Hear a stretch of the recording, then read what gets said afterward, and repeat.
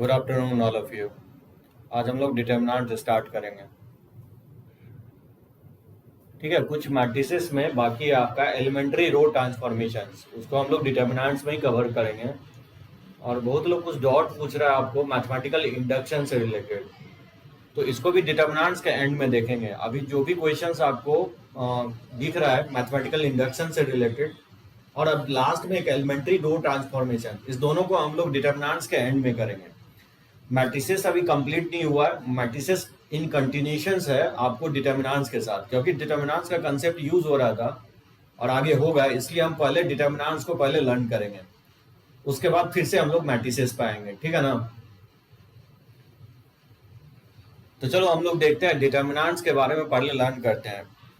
Determinants generally हम लोग square matrix का ही फाइंड आउट करते हैं। ठीक है ना? तो डिटर्मिनेंट्स में रोज और कॉलम नेसेसरली क्या होना चाहिए? इक्वल होना चाहिए।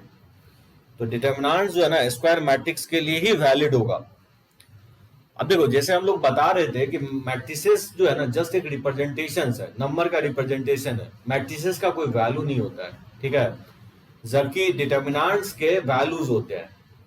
तो डिटर्मिनेंट्स बेसिकली जो है ना डेवलप आपको मैट्रिसेस से ही होता है, और जनरली हम लोग डिफाइन करते हैं स्क्वायर मैट्रिसेस के लिए डिटर्मिनेंट्स। तो देखो इसका डेफिनेशन क्या होगा? To every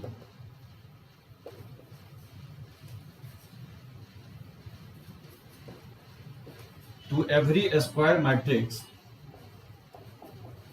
A equal to A I J N. ठीक है ना? यहाँ स्क्वायर ले रहा हूं, रोज एंड कॉलम इक्वल है, तो सिर्फ सिंपली एन लिख रहा हूं। इसको हम लोग बोलते हैं of order N.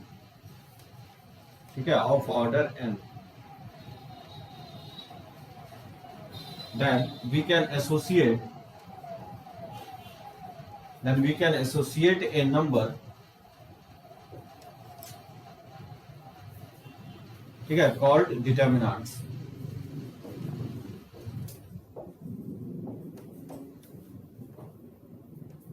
called determinant of the square matrix।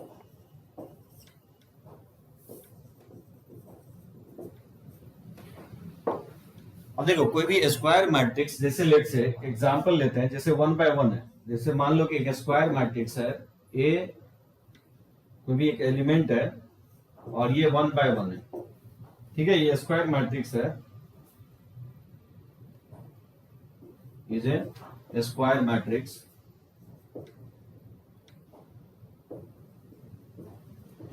जिसका डिटर्मिनेंट्स को डिफाइन करेंगे, कैसे करेंगे? देन डिटर्मिनेंट जो इसका होता है, then determinants of A is denoted by, इसको दो तरीके से डिनोट करते हैं।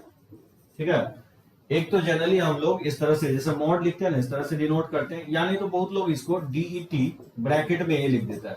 डीटी का मतलब डिटर्मिनेंट, डिटर्मिनेंट का 3 लेटर लेते हैं, और या नहीं तो इसको इस तरह से 2 वर्टिकल लाइन से भी डिनोट किया जाता है। और इसको डिफाइन कैसे करेंगे? एंड इज डिफाइंड एज जैसे इसका अगर डिटर्मिनेंट्स वैल्यू निकालना हो तो इसका डिटर्मिनेंट्स वैल्यू ए के इक्वल हो जाएगा। ठीक है ना? इसका डिटर्मिनेंट्स वैल्यू ए, अगर 1 बाय 1 मतलब 1 क्रॉस 1 अगर मैट्रिक्स है जिसका ऑर्डर 1 है, इसका डिटर्मिनेंट्स वैल्यू जो है ना आपको ए के इक्वल होगा।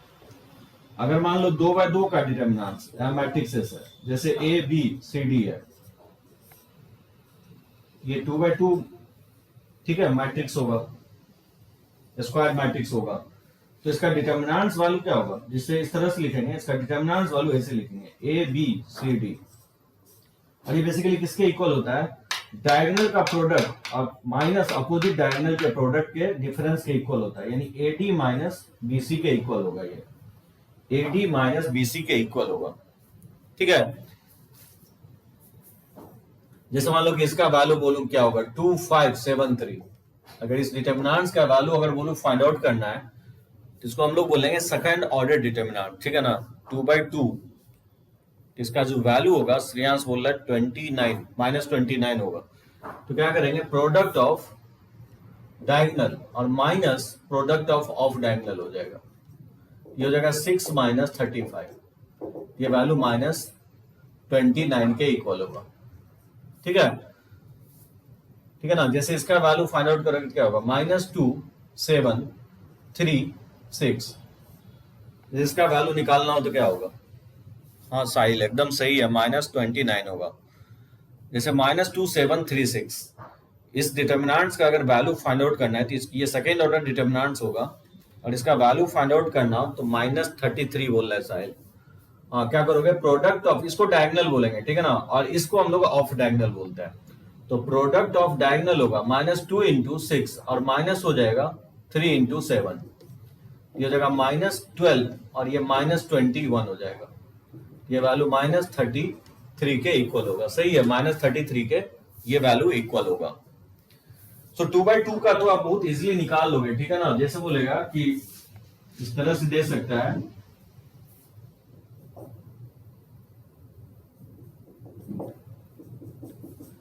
जैसे a equal to 2 -6 3 0, then find, इस तरह से दे सकता है कि डिटर्मिनेंट्स ऑफ a का वैल्यू किसके इक्वल होगा। सो 2/2 का निकालना बहुत ही इजियर है ठीक है, एकदम सही है साहिल, 18 के इक्वल होगा। तो इसका डिटर्मिनेंट्स वैल्यू निकालोगे, डिटर्मिनेंट्स ऑफ a जो होगा दैट इज 2 -6 3 0 ठीक है, वर्टिकल लाइन से हम लोग डिनोट करते हैं, और डिटर्मिनेंट्स का हमेशा वैल्यू होगा। तो प्रोडक्ट ऑफ डायगोनल क्या होगा, 0 हो जाएगा, और माइनस प्रोडक्ट ऑफ डायगोनल -18 हो जाएगा, ये माइनस माइनस प्लस हो जाएगा 18 के इक्वल। तो होपफुली यहां तक आपको कोई प्रॉब्लम नहीं होना चाहिए ठीक है खुशी चैतन्य। तो 2/2 का डिटर्मिनेंट्स का एक्सपेंशन हम लोग इसी तरह से करेंगे, इस फॉर्मूले से करेंगे, AD माइनस BC के इक्वल होगा। अगर 1/1 है तो वही एलिमेंट के इक्वल हो जाएगा। जैसे मान लो कि अगर इस तरह से देता है कि ये -3 है, 1/1 है मैट्रिक्स, अगर पूछे कि इसका डिटर्मिनेंट्स वैल्यू क्या होगा, इसका डिटर्मिनेंट्स वैल्यू क्या लिखेंगे, -3 के इक्वल होगा ठीक है ना। और अगर 2/2 है तो AD माइनस BC हो जाएगा। मेनली जो है ना 3/3 आपको देखना है, क्योंकि आपके कोर्स में जो ना 3/3 तक ही है, 4/4 नहीं है। तो हम लोग देखते हैं कि 3/3 डिटर्मिनेंट्स को हम लोग कैसे एक्सपैंड करेंगे। इसमें किसी को डाउट हो तो पॉइंट आउट कर सकते हैं।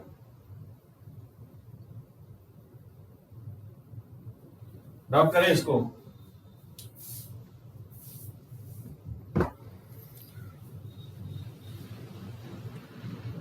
ठीक है दीक्षा साहिल, सो मैट्रिक्स डिटर्मिनेंट से डिफरेंट क्यों है?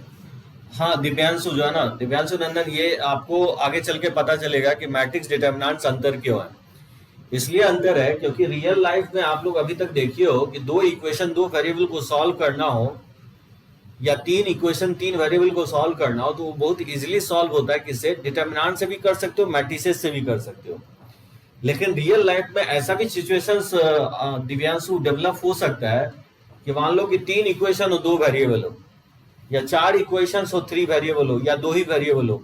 तो जब नंबर ऑफ इक्वेशन और नंबर ऑफ वेरिएबल इक्वल नहीं होता है, तब हम लोग मैट्रिक्स मेथड से उसको सॉल्व करते हैं ठीक है। तो रियल लाइफ में ऐसा भी हो सकता है कि नंबर ऑफ इक्वेशन और नंबर ऑफ वेरिएबल इक्वल ना हो, तो हम लोग मैट्रिक्स मेथड ही एक तरीका है जिससे हम लोग इसको, इस इक्वेशन को सॉल्व करते हैं।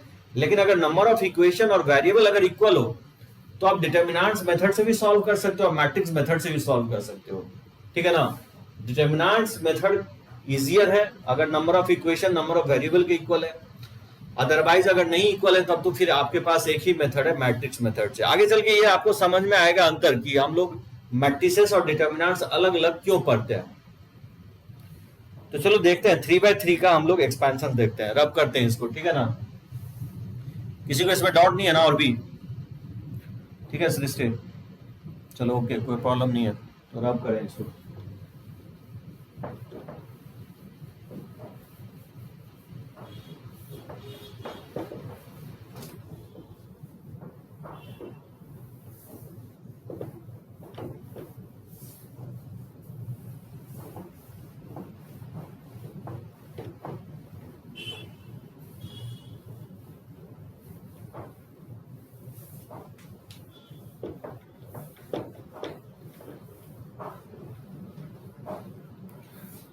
अब देखो इस पॉइंट को अच्छे से समझोगे, क्योंकि हम लोग जो है ना एडजॉइंट में भी ये कंसेप्ट यूज होगा और इनवर्स मैट्रिक्स निकालने में भी यूज होगा। तो 3/3 एक्सपेंशन से पहले दो टर्म मैं और डिफाइन करना चाहूंगा, what is minus and cofactors, काफी इंपॉर्टेंट होगा। तो देखो माइनस किसको बोलेंगे हम लोग, माइनस एंड कोफैक्टर्स।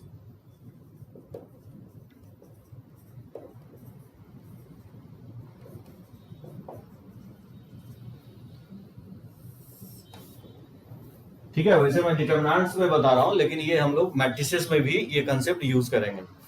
तो मैट्रिसेस में भी हम लोग माइनर्स और कोफैक्टर्स निकाल लेंगे, लेकिन डेफिनेशन सेम ही होगा। देखो इसका डेफिनेशन क्या होगा, let delta be a determinant, ठीक है ना, इसको हम लोग डेल्टा बोलते हैं ट्राइंगल के शेप में। Let delta be a determinant, इसका जो माइनस होता है then minor of element, minors of element a I j, इसको हम लोग डिनोट जो करते हैं is denoted by m i j, ठीक है ना।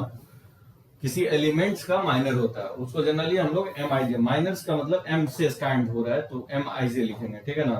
और इसको डिफाइन कैसे करेंगे, and is defined as the determinant, defined as the determinants of this submatrix, determinants of the submatrix, ठीक है, obtained by deleting ith row and jth column, ith row and jth column of delta, ठीक है। इसको समझने की कोशिश करो। मान लेता हूं कोई डेल्टा डिटर्मिनेंट्स है, ठीक है ना, माइनस किसी एलिमेंट का होता है, यानी किसी डिटर्मिनेंट्स में जितने एलिमेंट होंगे उतने ही उसके क्या होंगे, माइनर्स होंगे। जनरली माइनर्स को हम लोग कैपिटल एम से डिनोट करेंगे। अगर ए आई जी एलिमेंट का निकालना है तो यहाँ पे ए आई जी लिखेंगे, अगर A12 का निकालना है तो M12 लिखेंगे, ठीक है ना। इसको डिनोट किया जा रहा है एम आई जे से, माइनर्स को हम लोग डिनोट करेंगे। और बेसिकली होता क्या है, एज ए डिटर्मिनेंट्स ऑफ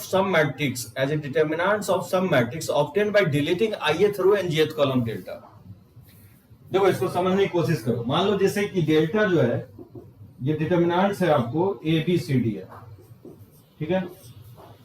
तो अगर मैं बोलूं कि इसका M11 क्या होगा, M11 का मतलब होगा कि माइनर ऑफ एलिमेंट ए होगा। ए क्या होगा, फर्स्ट रो फर्स्ट कॉलम का एलिमेंट है, तो इसको डिलीट करने के बाद जो एलिमेंट जिस रोज एंड कॉलम में उसको डिलीट करने के बाद जो एलिमेंट बचेगा वही उसका माइनर्स होता है। तो बताओ एलिमेंट ए जो है फर्स्ट रो और फर्स्ट कॉलम में है, इसको अगर डिलीट कर दोगे तो बचेगा क्या, डी के इक्वल बचेगा, तो ये डी के इक्वल होगा। उसी तरह से मैं पूछूं कि M12 क्या होगा, जैसे बोलूं कि minors of the element A12 का मतलब होगा कि फर्स्ट रो सेकेंड कॉलम, यानी बी एलिमेंट का माइनस क्या होगा, तो फर्स्ट रो और सेकेंड कॉलम को डिलीट करने के बाद जो बचेगा वही उसका माइनस होता है। इसको डिलीट करेंगे तो क्या बचेगा, सी के इक्वल बचेगा, ये इसका माइनस हो जाएगा। उसी तरह से अगर हम M21 फाइंड आउट करें, that is minus of the element क्या होगा, M21 का मतलब क्या होगा, M21 का मतलब सेकेंड रो और फर्स्ट कॉलम, तो सेकेंड रो और फर्स्ट कॉलम क्या होगा, सेकेंड रो और फर्स्ट कॉलम, ये सी का हम माइनस निकाल रहे हैं, इसको तुम डिलीट करोगे तो किसके इक्वल आएगा, बी के इक्वल आएगा। उसी तरह से अगर M22 फाइंड आउट करना हो तो ये क्या कहलाएगा, minus of the element D कहलाएगा, क्योंकि सेकेंड रो सेकेंड कॉलम का एलिमेंट जो है डी है, तो वही M22 से डिनोट कर रहे हैं। और वो होता क्या है, बेसिकली डी जिस रो और जिस कॉलम में, बात समझे, डी जिस रो और जिस कॉलम में, इसको डिलीट कर दोगे और जो बचेगा वही माइनस होता है, यानी यहाँ पे क्या होगा, ए के इक्वल आएगा। ये हो गया 2/2 के लिए माइनस। अब बोलोगे कोफैक्टर्स क्या होता है, तो देखो कोफैक्टर्स सी आई जे को हम लोग डिनोट करते हैं कोफैक्टर्स है, सी आई जे ये कहलाता है cofactor of the element, cofactor of the element a I j, और ये इक्वल होता है -1 to the power i plus j into होता है एम आई जे, ठीक है। ये होता है कोफैक्टर आपको, मतलब अगर मैं बोलूं कि C11 क्या होगा, इस एलिमेंट का कोफैक्टर्स क्या होगा, तो i के जगह 1 पुट कर दोगे, j के जगह 1 पुट करोगे तो -1 के पावर क्या होगा, 1 + 1 M11 हो जाएगा, तो -1 का होल स्क्वायर हो जाएगा M11, और -1 का होल स्क्वायर 1 के इक्वल होगा तो ये M11 के इक्वल हो जाएगा। यानी माइनस को फैक्टर इक्वल होगा, यानी इस केस में क्या होगा, डी के इक्वल होगा। अगर C12 फाइंड आउट करना चाहते हो तो क्या होगा, -1 के पावर i के जगह 1 पुट कर देंगे, j के जगह 2। तो देख सकते हो 1 + 2 ऑड होगा तो ये -1 2 के इक्वल हो जाएगा। उसी तरह से अगर C21 फाइंड आउट करते हो तो -1 के पावर 2 + 1 M21 हो जाएगा। तो 2 + 1 क्योंकि ऑड है तो ये माइनस साइन रह ही जाएगा एज इट इज, ठीक है, तो -M21 के इक्वल होगा। C22 क्या होगा, तो -1 के पावर i के जगह 2 पुट कर देंगे और j के जगह 2, तो ये हो जाएगा M22। और 2 + 2 क्योंकि इवन है तो -1 के पावर इवन क्या होगा, 1 के इक्वल होगा, तो M22 के इक्वल होगा। यानी कहना ये चाह रहा हूं कि माइनस और कोफैक्टर्स में ज्यादा डिफरेंस नहीं है। माइनस अगर निकाल लेते हो तो माइनस कोफैक्टर आपस में इक्वल होगा कब, जब i + j, ith रो और jth कॉलम का सम क्या होना चाहिए अगर इवन है। जैसे यहाँ 1 + 1 इवन है तो माइनस को फैक्टर इक्वल होगा, C11 M11 के इक्वल होगा। लेकिन अगर i + j का सम अगर ऑड है, जैसे कि मैं C12 में निकाला हूं तो 1 + 2 का सम क्योंकि ऑड है तो सिर्फ माइनस साइन आ जाएगा। माइनस में माइनस साइन से मल्टीप्लाई कर दोगे तो वही उस एलिमेंट का कोफैक्टर हो जाएगा। बात समझे? सो माइनस अगर निकाल लेते हो तो कोफैक्टर निकालना उतना डिफिकल्ट नहीं है। बस देखना आपको ये है कि i + j का सम अगर इवन है तो माइनस जो है कोफैक्टर के इक्वल होगा। लेकिन अगर i + j का सम अगर ऑड है, जैसे यहाँ पे दिख रहा है 1 + 2 हो या 2 + 1 हो, तो उस केस में माइनस कोफैक्टर में मैग्नीट्यूड तो सेम होगा लेकिन साइन अपोजिट होगा, ठीक है।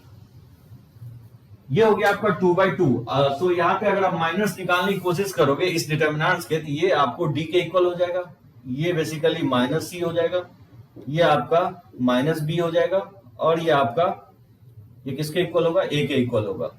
जैसे मैं बोलूं कि फाइंड माइनस एंड कोफैक्टर, जैसे find the minus and cofactor of 2 3 -5 7। Find the minor and cofactor of 2 3 -5 7। इसका अगर फाइंड आउट करना हो तो कैसे फाइंड आउट करोगे? जस्ट मैं इक्वेशंस लिया हूं, इसका मुझे फाइंड आउट करना है इस डिटर्मिनेंट्स का माइनर्स एंड कोफैक्टर। एक चीज ध्यान रखना है, जितने एलिमेंट होते हैं उतने ही माइनर्स एंड कोफैक्टर्स होंगे, क्योंकि इस डिटर्मिनेंट में टोटल 4 एलिमेंट है तो टोटल इसके माइनर्स 4 होंगे और कोफैक्टर भी क्या होंगे, 4 होंगे। तो सबसे पहले यहाँ पे M11 बताओ क्या होगा, M12 क्या होगा, M21 क्या होगा और M22 क्या होगा। ये हो गया माइनस। अगर ये निकल गया तो फिर उसके बाद कोफैक्टर निकाल के बताओ।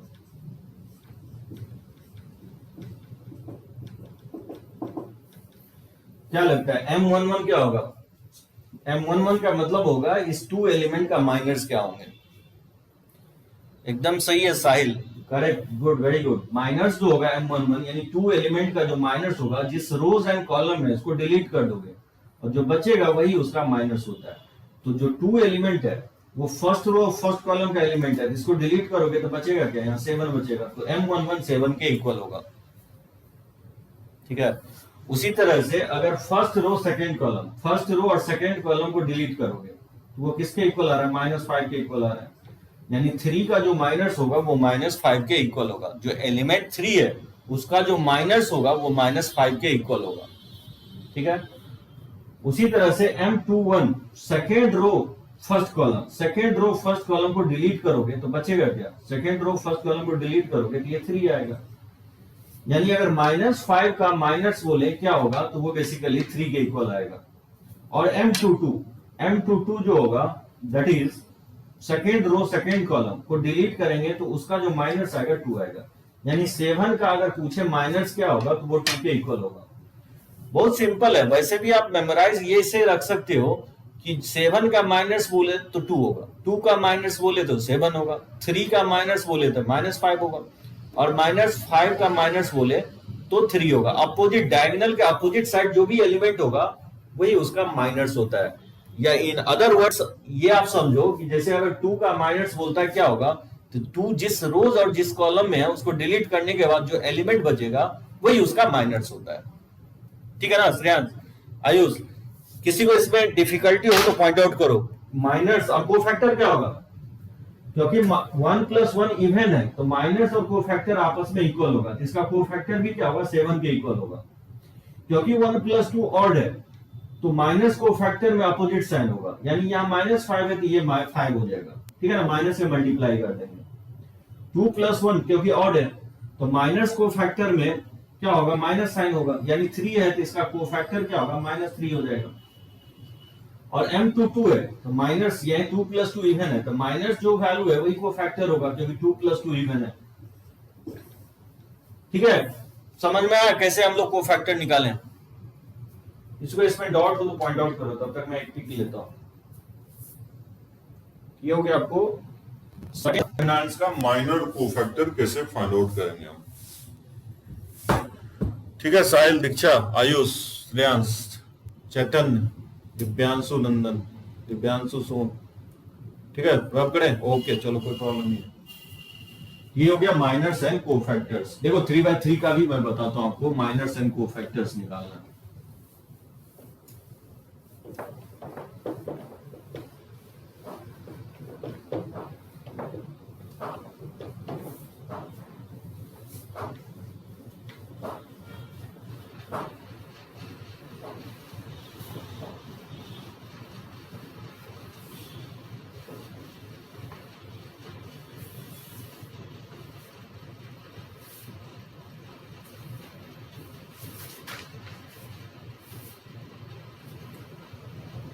Delta equal to ABC XYZ PQR। ठीक है, ये इसको हम लोग बोलते हैं थर्ड ऑर्डर डिटरमिनेंट्स। इसको क्या बोलेंगे? Is called third order determinant. अब बताओ M11 अगर निकालना तो कैसे फाइंड आउट करोगे? M11 का मतलब होगा कि माइनर ऑफ एलिमेंट A। क्या लगता है क्या होना चाहिए? 3/3 में टोटल 9 एलिमेंट होगा और इस 9 एलिमेंट्स का अगर माइनर्स फाइंड आउट करना हो तो माइनर्स अभी जस्ट मैं एक्सप्लेन किया हूं। जिस एलिमेंट्स का माइनर फाइंड आउट करना हो, जैसे एलिमेंट ए का अगर माइनर फाइंड आउट करना हो तो जिस रोज और कॉलम में एलिमेंट ए है उसको आपको डिलीट कर देना है। ये फर्स्ट रो फर्स्ट कॉलम का एलिमेंट है, तो इसको डिलीट करने के बाद जो डिटरमिनेंट्स बचेगा वही क्या कहलाएगा? माइनर्स कहलाएगा। ठीक है ना? और इसका 2/2 का आप वैल्यू निकालना जानते हो, क्रॉस मल्टीप्लाई कर दोगे तो YR माइनस ZQ हो जाएगा। ये आपका माइनर्स हो जाएगा। उसी तरह से अगर मैं बोलूं कि M12 क्या होगा तो minors of element first row second column, इसको डिलीट करेंगे तो क्या बचेगा? ये हो जाएगा XP और ZR।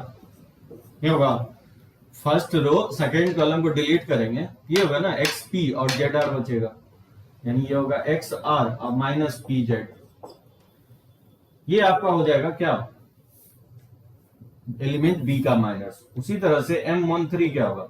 First row third column, ये हो जाएगा XY PQ। ये होगा फर्स्ट रो थर्ड कॉलम, ये हो जाएगा XQ माइनस PY, ये होगा माइनस। उसी तरह से हम M21 M22 M23, उसी तरह से M31 M32 और M33 फाइंड आउट कर सकते हैं हम लोग माइनर्स। M22 क्या होगा? M21 क्या होगा? सेकेंड रो फर्स्ट कॉलम, ये हो जाएगा BC, second row first column BC QR हो जाएगा। ठीक है, ये हो जाएगा BR माइनस QC। उसी तरह से M22 क्या होगा? सेकेंड रो सेकेंड कॉलम, ये हो जाएगा AP, second row second column CR, ये हो जाएगा AR माइनस PC।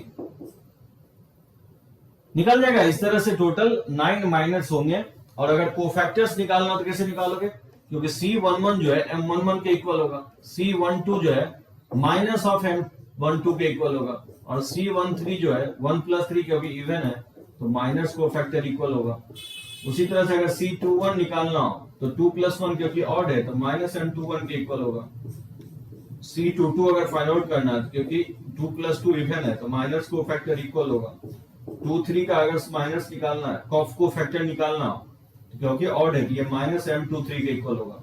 उसी तरह से C31 3+1 इवन है तो माइनस को फैक्टर इक्वल होगा। इस तरह से आप माइनस को फैक्टर्स फाइंड आउट कर सकते हो, ठीक है ना। I प्लस जे अगर इवन है तो माइनस को फैक्टर के इक्वल होगा। तो अभी 3+1 1+3 1+1 इवन है। और अगर I प्लस जे अगर ऑड है तो माइनस को फैक्टर में सिर्फ माइनस साइन का चेंजेस होगा। तो चलो एक फाइंड आउट करने के लिए देता हूं, मेरे को बताओ क्या होगा। Find the minor and cofactor, find the minor and cofactor of, एक मैं डिटर्मिनेंट्स दे रहा हूं आपको, इसका फाइंड आउट करना है कि माइनस कोफैक्टर्स क्या होगा। यह 2 3 4 7 2 -5 8 -1 3, ठीक है ना। किसी एक डिटर्मिनेंट्स का हम लोग निकालेंगे क्योंकि आगे चल के हमको काफी जगह निकालना पड़ेगा एडजॉइंट और इनवर्स निकालने के केस में। तो टोटल क्योंकि 9 एलिमेंट है तो 9 माइनस होंगे और इसके 9 कोफैक्टर होंगे। सो माइनस कोफैक्टर किसी एलिमेंट का होता है, तो किसी डिटर्मिनेंट्स में जितने एलिमेंट होते हैं उतने उसके माइनस एंड कोफैक्टर्स होंगे, ठीक है। साहिल बोल रहा है कि M11 first row first column को डिलीट करोगे तो ये हो जाएगा 2 -5 -1 3, ये 6 और ये माइनस माइनस तो प्लस ही हो जाएगा, एकदम सही है, 1 के इक्वल आएगा। M12 M13 M21 M22 M23 M31 M32 और M33, ये फाइंड आउट करना है क्या होगा। एकदम सही है, M11 1 के इक्वल होगा।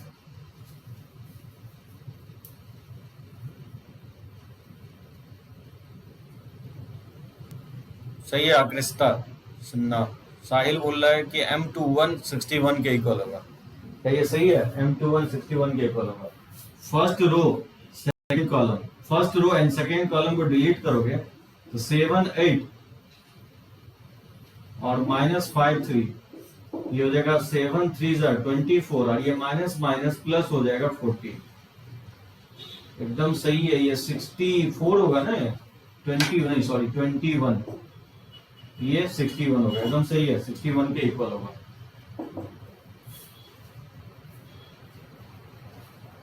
ठीक है, या तो आप डिटर्मिनेंट्स लिखो या नहीं तो डायरेक्टली भी आप क्रॉस मल्टीप्लाई करके लिख सकते हो। जैसे फर्स्ट रो और थर्ड कॉलम, इसको अगर डिलीट करोगे तो ये इससे मल्टीप्लाई होगा, यानी 2 × -1, ठीक है। First row third column, first row third column, इसको डिलीट करोगे तो इसको मल्टीप्लाई करोगे और इसको इससे मल्टीप्लाई करोगे 8 × 3 से, ये -2 -24, ये बेसिकली -26 के इक्वल आएगा।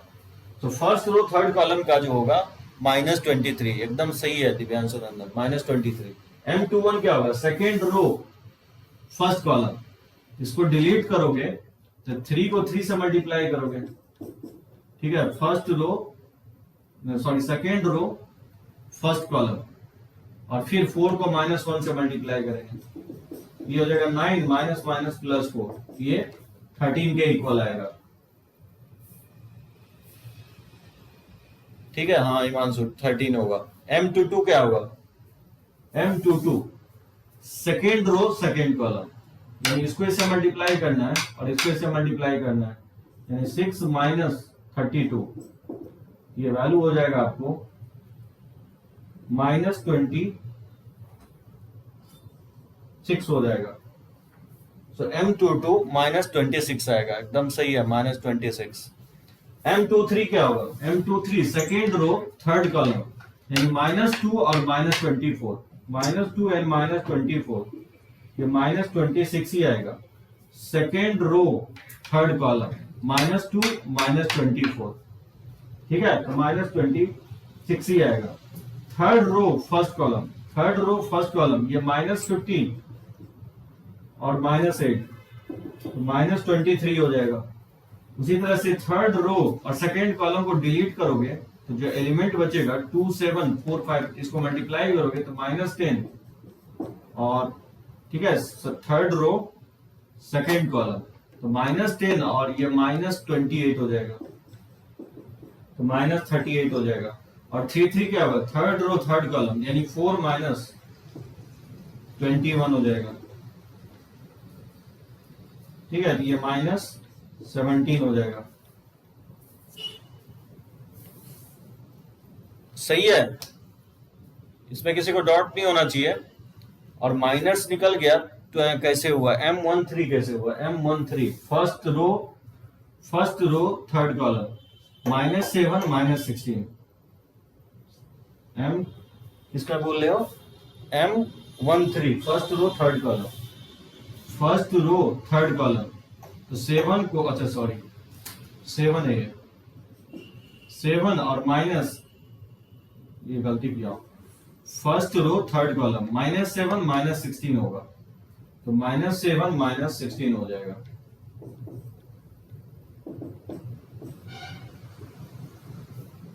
फिर ना -23 होगा M13 -23 होगा। हाँ एकदम सही अग्रस्ता सही बोल रहे हो। जो वेक्टर प्रोडक्ट में जो है ना क्रॉस प्रोडक्ट में करते हैं हम लोग वैसे ही करते हैं हम लोग मल्टीप्लिकेशंस। जनरली हम लोग 10th में जो है एरिया निकालते वक्त इसका यूज करते हैं। एरिया फाइंड आउट करते वक्त जनरली वहां 3/3 में न लिख करके 2/2 में लोग लिखता है x1 इंटू डिटर्मिनेंट जो है ना y2 माइनस y3 इस तरह से लिखा जाता है आपको। ठीक है दिव्यांशु सो -26 नहीं होगा माइनस ये 23 होगा M13। M23 भी प्रॉब्लम लगा M23 जो है सेकेंड रो थर्ड कॉलम 2 -1 तो -2 और ये -24 ये सही है -26 होगा। सेकेंड रो थर्ड कॉलम -2 और -24 सही है -26 के इक्वल होगा M23 सही है। दिव्यांश बोला M22 जो है सेकेंड रो सेकेंड कॉलम इसको डिलीट करोगे तो 6 और ये 8 4 जा 32 तो 6 -32 ठीक है ना तो 6 -32 ये -26 के इक्वल होगा।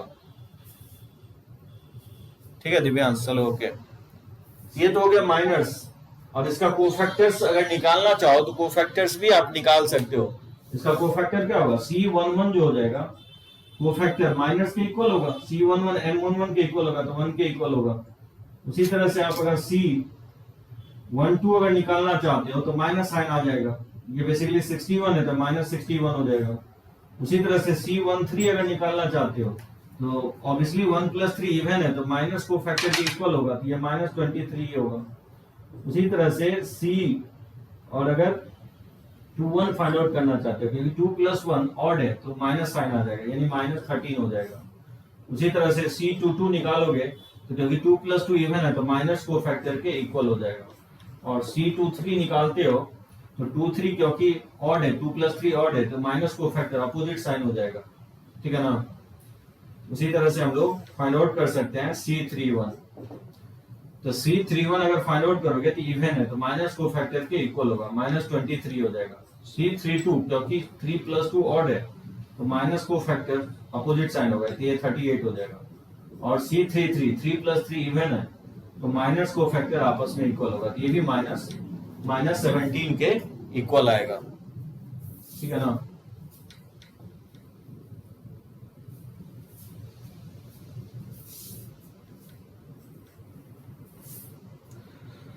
ठीक है निकल जाएगा। माइनस निकल गया तो कोफैक्टर्स तो निकल ही जाएगा। ठीक है ना। माइनस और कोफैक्टर्स में अंतर इतना ही होगा क्योंकि अगर I + J इवन है तो माइनस कोफैक्टर के इक्वल होगा और I + J अगर ऑड है तो अपोजिट साइन हो जाएगा माइनस कोफैक्टर।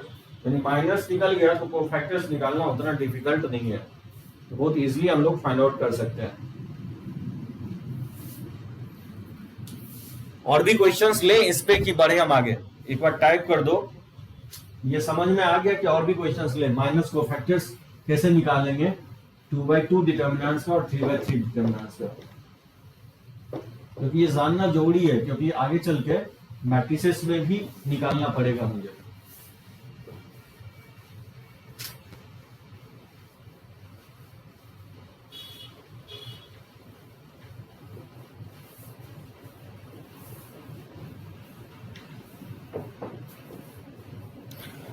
समझ आ गया?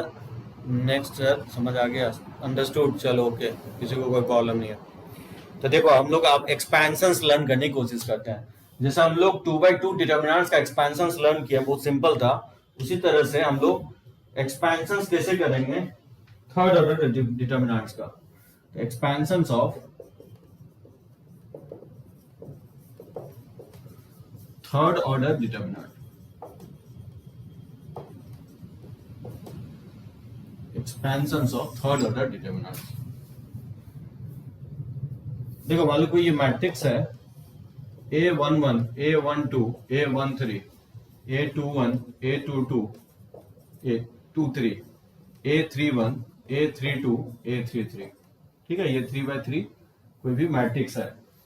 इसका जो अगर डिटर्मिनेंट्स वैल्यू निकालना चाहते हो, इसका डिटर्मिनेंट्स वैल्यू फाइंड आउट करना चाहते हैं 3/3 डिटर्मिनेंट्स का,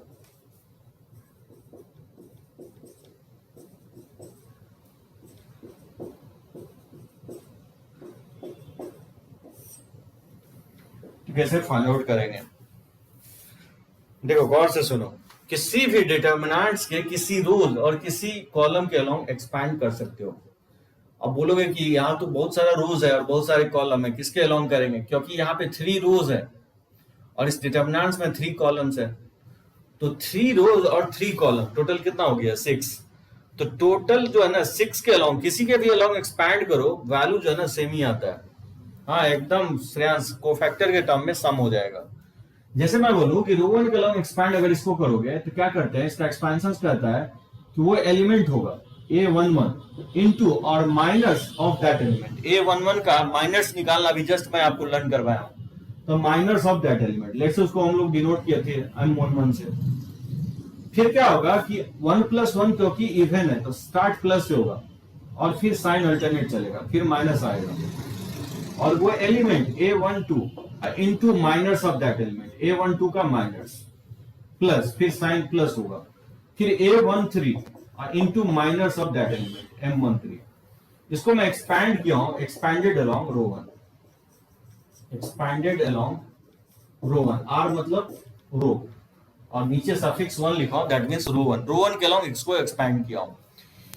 तो एक्सपेंशंस कहता है कि रो वन के अलोंग अगर एक्सपैंड करना हो तो वो एलिमेंट लिखो और minus of that element. Start plus से होगा कि माइनस से, वो डिपेंड करेगा कि 1 + 1 इवन है कि ऑड। ये यहाँ 1 + 1 क्योंकि इवन है तो स्टार्ट प्लस से होगा, फिर साइन अल्टरनेट चलेगा, प्लस माइनस प्लस, और फिर सेकंड एलिमेंट में भी ये होगा A12 और minus of that element, A13 minus of that element.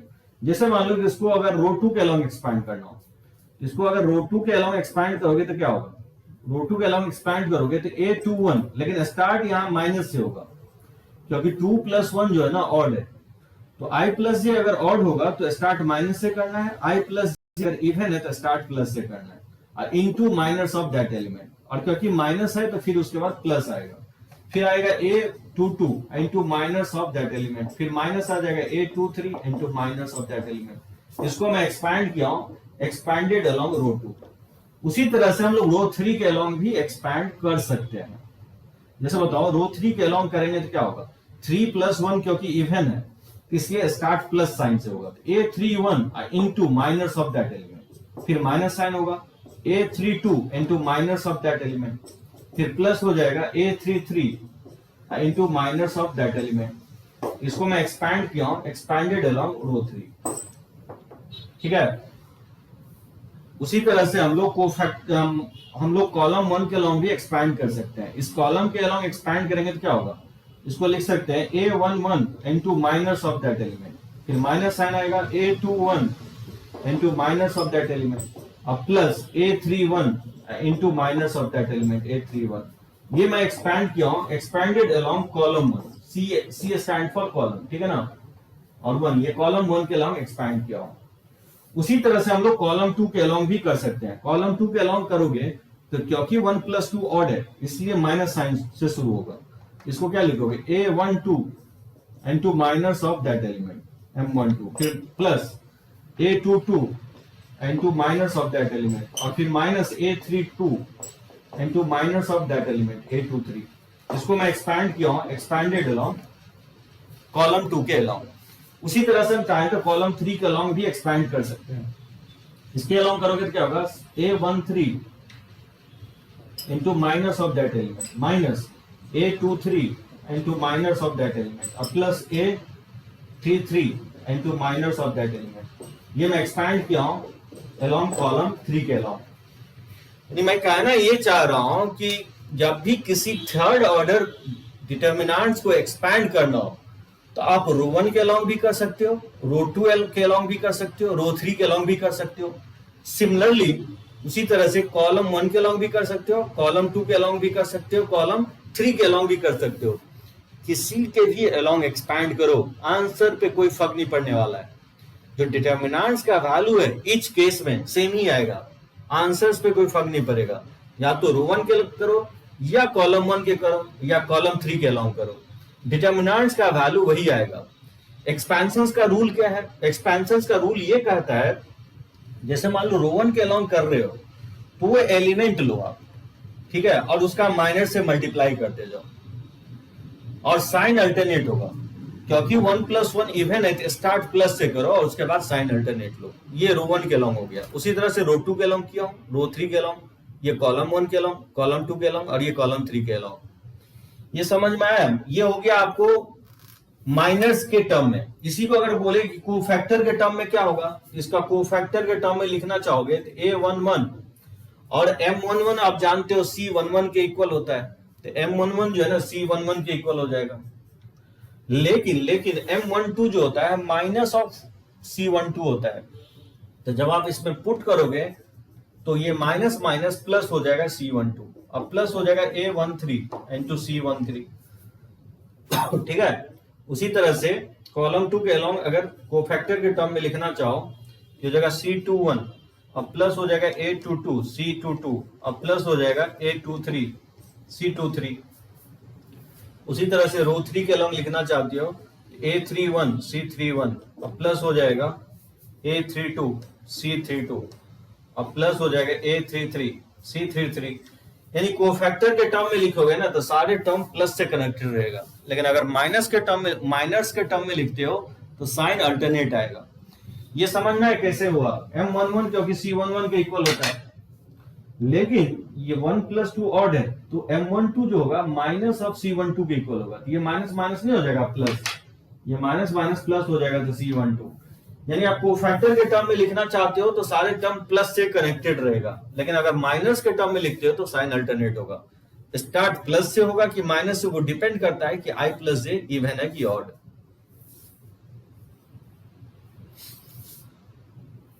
हाँ एकदम अक्षिता एकदम सही बोल रहे हो।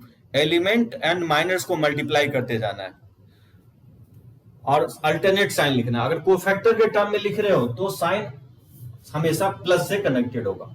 जैसे ये कॉलम 1 के अलोंग अगर एक्सपैंड करते हो और मान लो कोफैक्टर के अक्रॉस कोफैक्टर के टर्म में लिखना चाहते हो तो C11 A21 C21 और प्लस A31 और ये C31 हो जाएगा।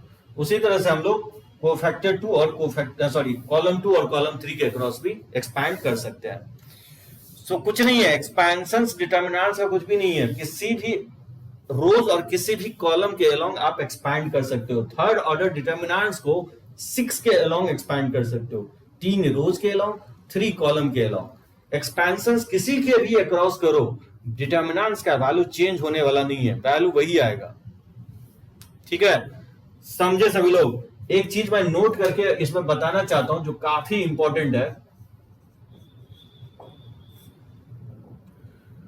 मैं कहना ये चाह रहा हूं कि अगर रो 1 का एलिमेंट ले और रो 2 का कोफैक्टर ले ले या माइनस ले ले तो सम उसका 0 होता है, एकदम 0 होता है।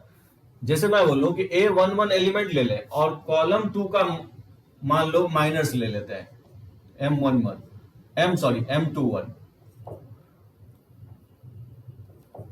और फिर माइनस A12 और माइनस ऑफ 22 और प्लस A13 और माइनस ऑफ दैट एलिमेंट 2 3, इसका सम 0 होगा। इस लॉजिक को समझो। नहीं दिव्यांशु, डायगोनल के अलोंग एक्सपैंड नहीं कर सकते हैं।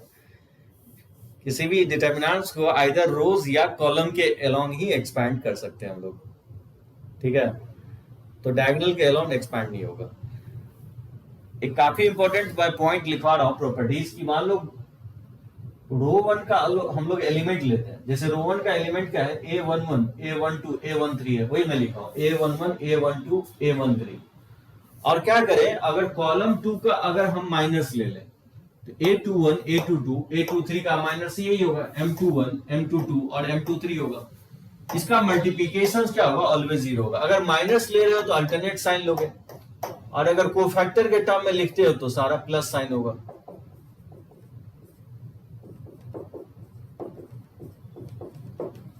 और समझे, जैसे मान लो कि फर्स्ट रो का एलिमेंट ले, जैसे A11 और थर्ड रो का हम लोग माइनस ले लें, जैसे M31 और माइनस A12 M32 और प्लस हो जाएगा A13 और M33। इसका भी सम 0 होगा। अगर कोफैक्टर के टर्म में लिखना चाहते हो तो सारे टर्म प्लस से कनेक्टेड रहेगा, तो हो जाएगा C32 और A13 C33। बात समझे क्या कहने की कोशिश कर रहा हूं, कि मान लो रो वन का एलिमेंट ले और आइदर रो 2 या रो 3 का हम लोग कोफैक्टर या माइनस ले। माइनस ले रहे हो तो अल्टरनेट साइन लोगे, अगर कोफैक्टर लेते हो तो सारे प्लस साइन लोगे, तो उसका सम ऑलवेज 0 होता है। दो अलग अलग बातें हैं, क्या है। ऐसा नहीं करोगे कि वो एलिमेंट ले और कॉलम 1 का कोफैक्टर लोगे, तब 0 नहीं होगा। अगर रो का एलिमेंट ले रहे हो तो अनदर रो का माइनस या कोफैक्टर्स लोगे तो उसका सम 0 होगा।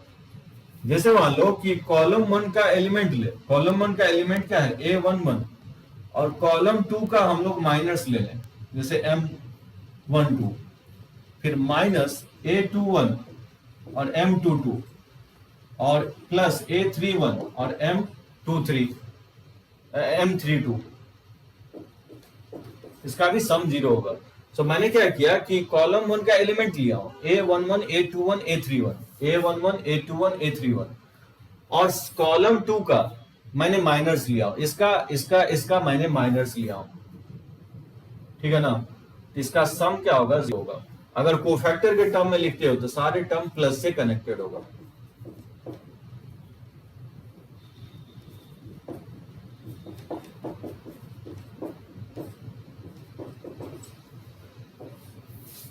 इस लॉजिक को समझो, सभी लोग एक बार टाइप करो, यही समझ में आया हो तो। मैं बोल रहा हूं कि रो 1 का एलिमेंट ले और रो 2 रो 3 का माइनस को फैक्टर को मल्टीप्लाई करके ऐड करोगे तो 0 हो जाएगा। अगर माइनस के टर्म में तो अल्टरनेट साइन लोगे, कोफैक्टर के टर्म में है तो सारे प्लस साइन 0 होगा। और डिटर्मिनेंट्स का एक्सपेंशन कहता है कि अगर उसी एक्स का माइनस से मल्टीप्लाई करते हो और साइन अल्टरनेट करके निकालते हो तो वो डिटर्मिनेंट्स का वैल्यू जनरेट करता है।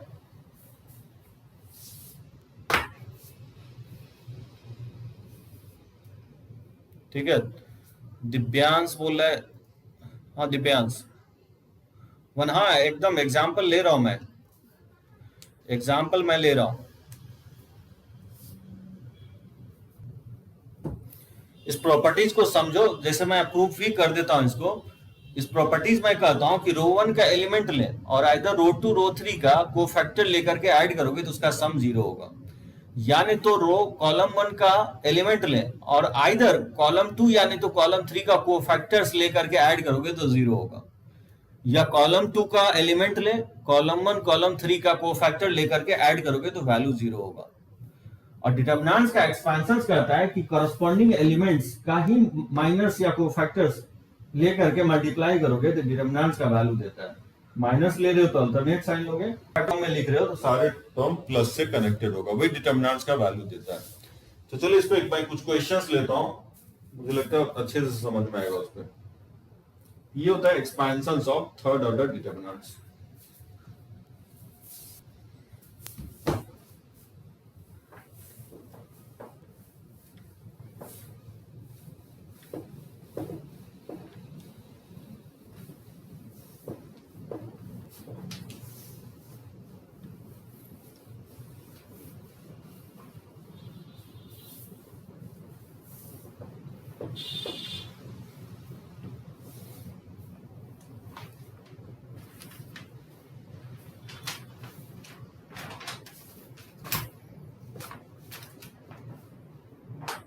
जैसे एक्सपैंड द डिटरमिनेंट,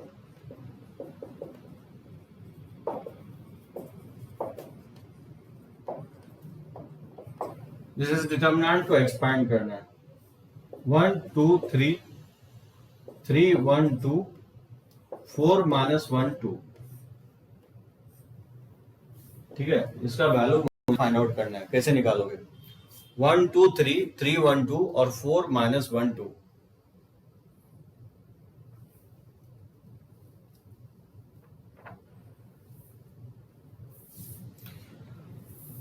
तो देखो मैं रो 1 के अलॉन्ग एक्सपैंड कर रहा हूं, आप लोग भी स्लोली करके। मैं भी फाइंड आउट कर रहा हूँ।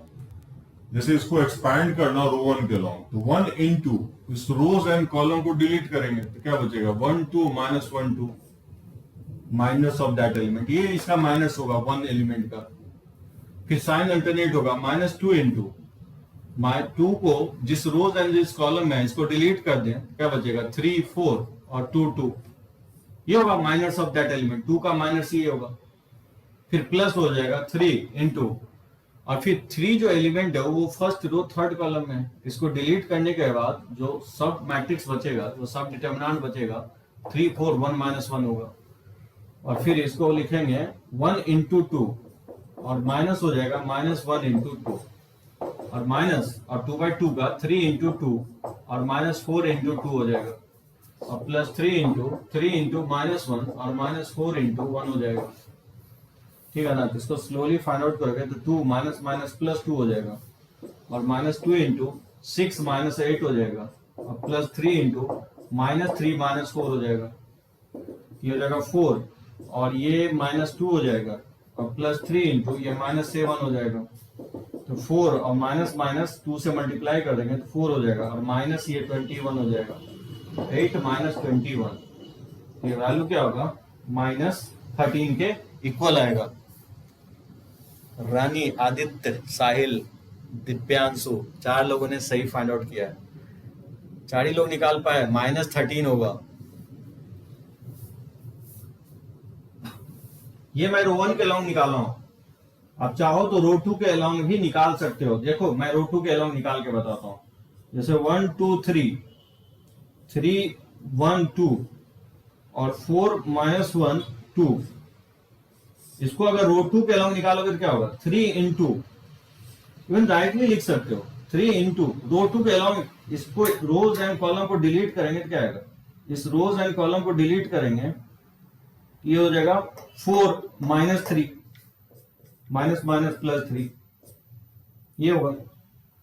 फिर माइनस 1 इंटू इस 1 और रोज एंड कॉलम को डिलीट करेंगे तो 2 इंटू 1 इंटू 4 इंटू 3, तो 2 इंटू 1 2 हो जाएगा, 4 इंटू 3 12 हो जाएगा और प्लस 2 इंटू, और सेकेंड रो के अलॉन्ग कर रहे हैं तो ये ध्यान रखना है कि साइन जो है ना माइनस से शुरू होगा, ये गौर, ठीक है। माइनस होगा फिर प्लस होगा फिर माइनस होगा, और इस 2 एलिमेंट सेकेंड रो और थर्ड कॉलम को डिलीट करोगे तो -1 और -8, तो -1 -8, ये वैल्यू आपको -3 इंटू 7 और ये +1 यानी -10 हो जाएगा, और फिर ये -2 इंटू -9 हो जाएगा, ये वैल्यू हो जाएगा -21 और -10 और ये माइनस माइनस प्लस हो जाएगा 18, ठीक है ना।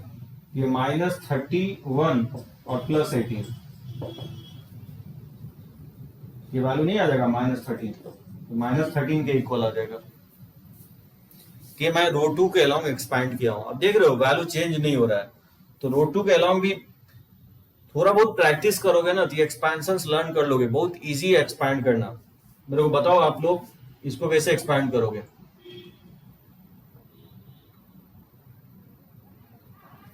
1 -3 2 4 5 7 3 0 2, इसका वैल्यू मुझे निकालना है। सभी लोग कैलकुलेट करने की कोशिश करो, डिफिकल्टी आएगी स्टार्टिंग में, ठीक है, डिटर्मिनेंट्स का वैल्यू फाइंड आउट करने में 3/3 का, और एक फिक्स अप्रोच है, आप किसी के भी अलॉन्ग आप निकाल सकते हो। वैसे मैं रो 1 और रो 2 के अलॉन्ग निकाल के बताया हूं, आप चाहो तो आप कॉलम के अलॉन्ग भी निकाल सकते हो। बेटर है कि रो 1 के अलॉन्ग निकालो। तो क्या लगता है, इसको अगर एक्सपैंड करोगे, रो 1 का अगर निकालना चाहते हो तो क्या लिखेंगे 1 इंटू इस रोज एंड कॉलम को डिलीट करेंगे तो जो बचेगा -702 नहीं होगा। इस एलिमेंट को लिखोगे और इस रोज एंड कॉलम को डिलीट करने के बाद जो बचेगा एलिमेंट उसका डिटर्मिनेंट वैल्यू लिखोगे, क्योंकि इसी 1 का ये क्या कहलाएगा, माइनस कहलाता है। और साइन स्टार्ट से प्लस होगा तो फिर उसके बाद माइनस साइन आएगा, फिर -3 लिखोगे और इसका -3 जिस रोज एंड कॉलम में है तो -3 फर्स्ट रो और सेकेंड कॉलम में, इसको डिलीट कर दोगे। ठीक है, इसको डिलीट करने के बाद जो एलिमेंट बचेगा 4372 होगा, ये होना चाहिए। -3 को डिलीट करोगे जिस रोज एंड कॉलम में है तो 4372 होगा, और फिर +2 इंटू जो 2 element first row third column में है, इसको डिलीट करोगे तो क्या बचेगा 45 और 230 हो जाएगा। ठीक है ना, तो ये वैल्यू हो जाएगा 10 - 0 और ये हो जाएगा माइनस +3 और 8 - 21 और प्लस हो जाएगा 0 - 15। ये वैल्यू हो जाएगा 10 और ये +3 और 8 अगर सब्ट्रैक्ट करोगे तो ये -13 हो जाएगा और ये -30 हो जाएगा। ठीक है ना, तो ये 10 और -39 और -30, तो 10 - 69, ये वैल्यू जो है ना -59 के इक्वल आएगा। एकदम सही है, -59। बहुत लोग इस बार फाइंड आउट कर लिया है, गुड। अच्छा, एक और क्वेश्चन दे रहा हूं, देखता हूं कितने क्विकली लोग फाइंड आउट करते हो। 1 - 1 -1 3 0 4 3 -2, इसका फाइंड आउट कर लिया तो किसी का भी आप फाइंड आउट कर लोगे। देखते हैं कितने लोग एक्यूरेटली निकालता है इसका आंसर्स। फाइंड आउट करके बताओ। 2 रो वाइज है, 2 1 -1, रो 2 में लिखा हूं -130 और रो 3 में लिखा हूं 4 3 -2।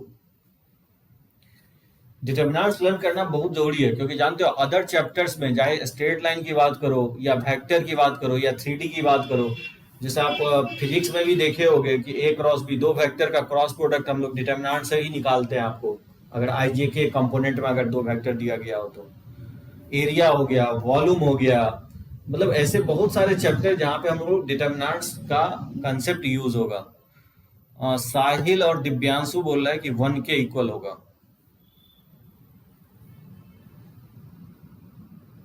क्या और लोग भी कंफर्म हो कि 1 के इक्वल होगा कि डिफरेंट वैल्यू होगा?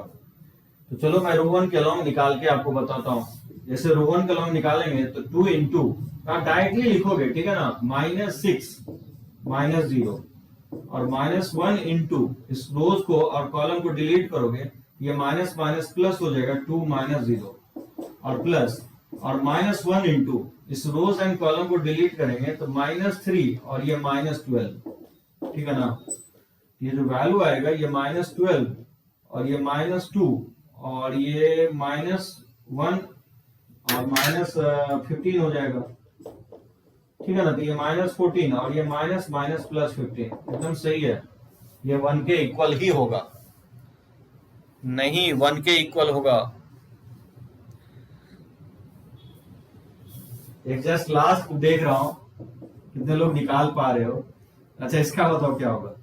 2 -1 -3 0 -4 3 1 7 -2, इसका वैल्यू क्या होगा? 2 -1 -3 0 -4 3 1 7 -2। चलो फाइंड आउट करो, तब तक मैं एक पिक लेता हूं।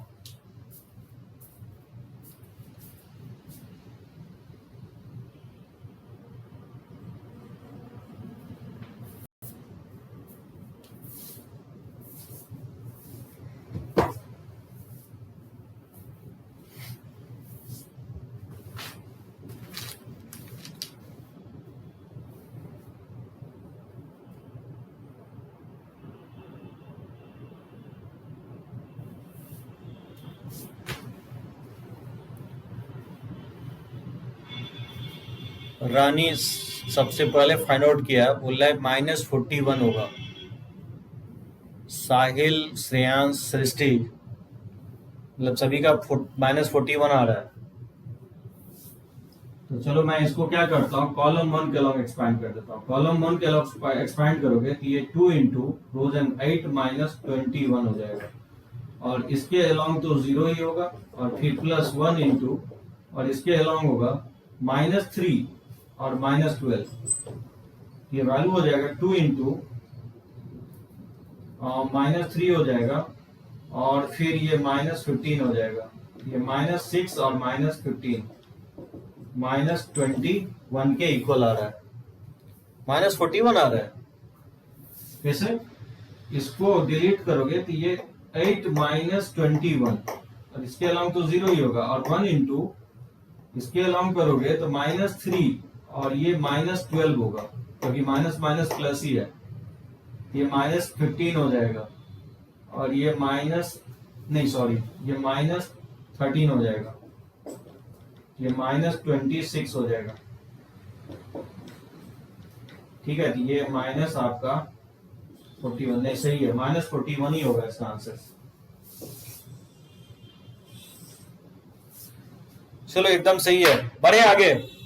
आई थिंक होपफुली, मैं आशा करता हूं कि आप लोग 3x3 का एक्सपेंशंस लर्न कर लिए होंगे। अगर किसी को डिफिकल्टी होती है तो कुछ क्वेश्चंस पे प्रैक्टिस करोगे, जो मैं आपको दे दूंगा असाइनमेंट में। ठीक है ना, तो अब करते हैं इसको। ये हो गया expansion of 2x2 and 3x3 order का डिटर्मिनेंट्स को एक्सपैंड कैसे करेंगे। ये किसी रोज एंड कॉलम के अलॉन्ग आप कर सकते हैं।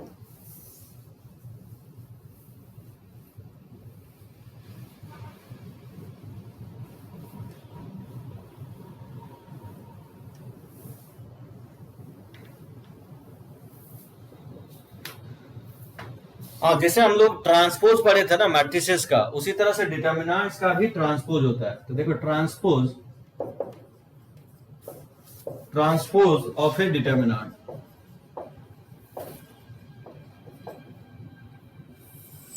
और ये जस्ट सिंपल है, जैसे हम लोग मैट्रिसेस में पढ़े हैं ट्रांसपोज, वही यहाँ पे भी वही एज इट इज होगा। यानी सारे रोज को कॉलम में क्या करना है, एक्सप्रेस कर देना है।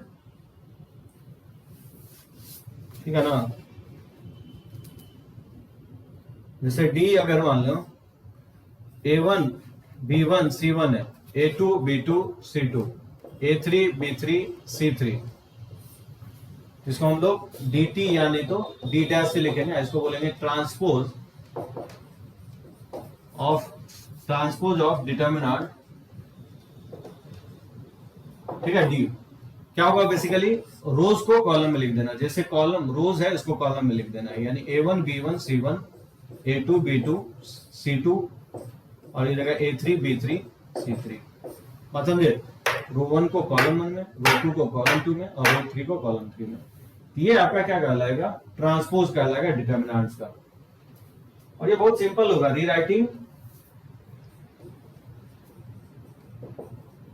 रीराइटिंग ऑल रोज इनटू कॉलम्स। ठीक है, और वाइस वर्सा।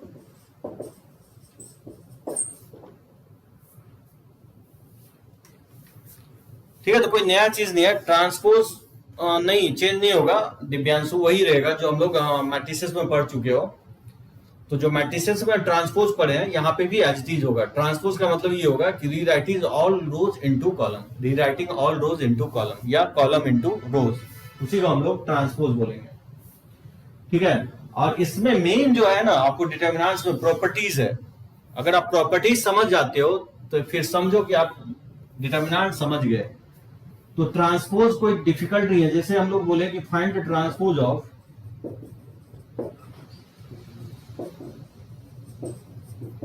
1 2 2 3 5 XYZ PQR, निकल जाएगा ना। ये सब तो बहुत इजी है। ट्रांसपोज जो है ना, तो क्या होगा इसका ट्रांसपोज, इसका ट्रांसपोज हो जाएगा आपका 2 3 5, फर्स्ट रो को कॉलम में लिख देना, ये XYZ और फिर PQR। बढ़िया आगे, ये हो गया आपका ट्रांसपोज। ट्रांसपोज हम लोग देख चुके हैं मैट्रिसेस में भी। इसका मेन जो है ना प्रॉपर्टीज है, तो आज मैं कोशिश कर रहा हूँ 2-3 प्रॉपर्टीज लिखवा देता हूँ। पहला प्रॉपर्टीज तो ये होगा, प्रॉपर्टीज ऑफ, देखिए, डिटर्मिनेंट।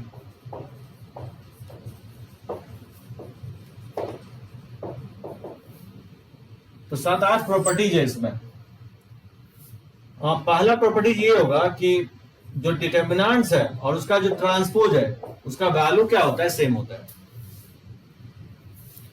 ठीक है, जहां ए क्या है, फॉर एनी स्क्वायर मैट्रिक्स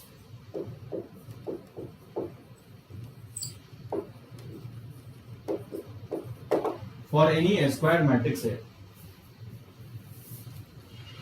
मतलब रोज एंड कॉलम को इंटरचेंज करने पे डिटर्मिनेंट्स का वैल्यू चेंज नहीं होता है। That is the value of determinant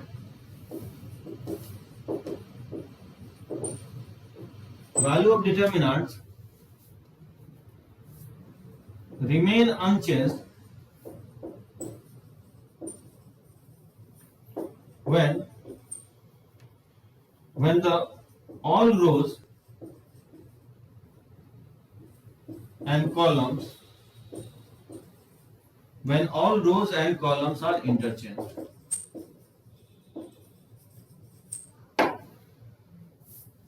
determinants का वैल्यू जो है ना अनचेंज रहेगा अगर सारे रोज एंड कॉलम को अगर हम इंटरचेंज कर दें। मतलब ट्रांसपोज अगर ले लें, जैसे मान लो कि डिटर्मिनेंट्स अगर डी है, जैसे ये एक्स वाई जेड है और ये पी क्यू आर है, ठीक है, और लेट्स से ये एम एन एस है, और जो डी डैश है वो क्या होगा, इस रोज को अगर कॉलम में एक्सप्रेस कर दें, यानी X Y Z P Q R और M N S,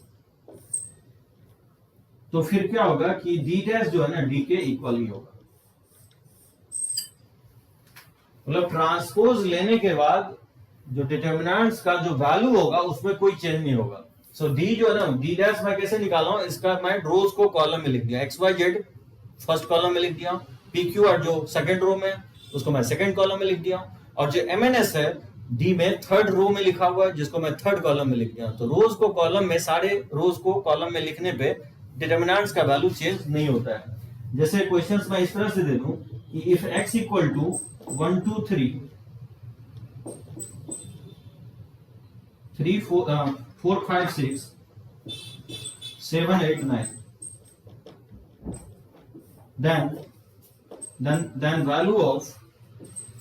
then the value of 1 2 3 4 5 6 7 8 9 आपसे पूछे किसका वैल्यू किसके इक्वल होगा, तो क्या लगता है इसका आंसर होना चाहिए 1 2 3 रो वाइज जो है 1 2 3 4 5 6 7 8 9 एक्स के इक्वल है। तो बोला इसका वैल्यू क्या होगा कॉलम वाइज 1 2 3 4 5 6 7 8 9। क्या लगता है क्या होना चाहिए इसका आंसर?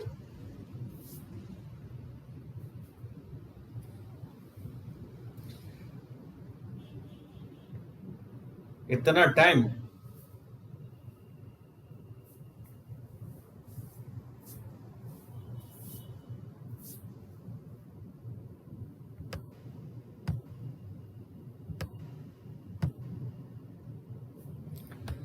क्लियर नहीं दिख रहा है।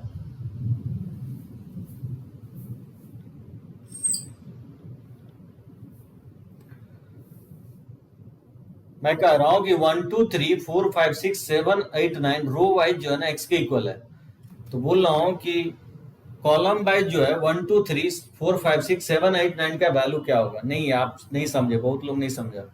मैं बोल रहा हूं कि पहला प्रॉपर्टीज ये लिख रहा हूं कि अगर सारे रोज को अगर कॉलम में इंटरचेंज कर दें तो डिटर्मिनेंट्स का वैल्यू अनचेंज रहता है, डिटर्मिनेंट्स का वैल्यू चेंज नहीं होता है। जैसे मैं बोल रहा हूं कि डी जो है X Y Z P Q R M N S है रो वाइज, अगर इसको कॉलम वाइज लिख दें जिसको मैं डी डैश नाम दे रहा हूं, तो जो डी डैश का वैल्यू है और जो डी का वैल्यू निकालोगे आपस में इक्वल ही आएगा। और इसका भी वैल्यू तो एक्स के इक्वल होगा ना, इतना सोचना ही वाली बात क्या है। अब जो भी होगा वो एक्स वही हो जाएगा। अगर ये एक्स के इक्वल है तो इसका भी वैल्यू एक्स ही होगा। श्रेयांश, वैल्यू निकालने की जरूरत ही नहीं है क्योंकि ये एक्स के इक्वल लिख रहा है। एक्चुअली मैक्सिमम केसेस में जो ना एक्सपेंशन की जरूरत ही नहीं पड़ेगी। प्रॉपर्टीज हम लोग इसलिए लर्न करते हैं कि डिटर्मिनेंट्स को विदाउट एक्सपैंड करके भी निकाला जा सकता है वैल्यू, और वो हम लोग प्रॉपर्टीज के थ्रू निकालेंगे। मैं कह रहा हूं कि अगर रोज को कॉलम में एक्सप्रेस कर दें तो डिटर्मिनेंट्स का वैल्यू अनचेंज रहता है। अब आप बोलोगे प्रूफ कैसे करोगे आप इसको? प्रूफ बहुत इजीली हो जाएगा। इसको अगर मान लो रो वन के लॉन्ग एक्सपैंड कर दें और डी डैश को हम अगर कॉलम के लॉन्ग एक्सपैंड कर दें, कॉलम वन के लॉन्ग, तो बताओ दोनों का वैल्यू सेम नहीं हो जाएगा? दोनों का वैल्यू सेम ही आएगा, क्योंकि पहले भी मैं बताया हूं कि किसी भी डिटर्मिनेंट्स को रोज के लॉन्ग या कॉलम के लॉन्ग एक्सपैंड करो तो डिटर्मिनेंट्स का वैल्यू चेंज नहीं होता है। तो इसको अगर रो वन के लॉन्ग एक्सपैंड कर दें और इस डिटर्मिनेंट्स को कॉलम वन के लॉन्ग एक्सपैंड करेंगे तो देखोगे दोनों का वैल्यू जो है ना इक्वली आएगा। तो पहला प्रॉपर्टी यही मैं कह रहा हूं कि अगर सारे रोज को अगर कॉलम में एक्सप्रेस कर दें तो डिटर्मिनेंट्स का वैल्यू चेंज नहीं होता है। ठीक है, ये आपका फर्स्ट प्रॉपर्टी हो गया।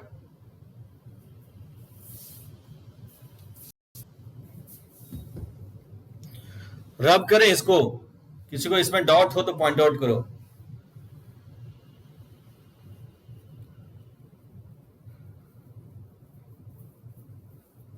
x जीरो कैसे होगा आयुष? मैं एक डिटर्मिनेंट्स को मैं x के इक्वल लिख रहा हूं और मैं एक दूसरा डिटर्मिनेंट्स का वैल्यू पूछ रहा हूं x के टर्म में, तो उसका वैल्यू x ही होगा ना।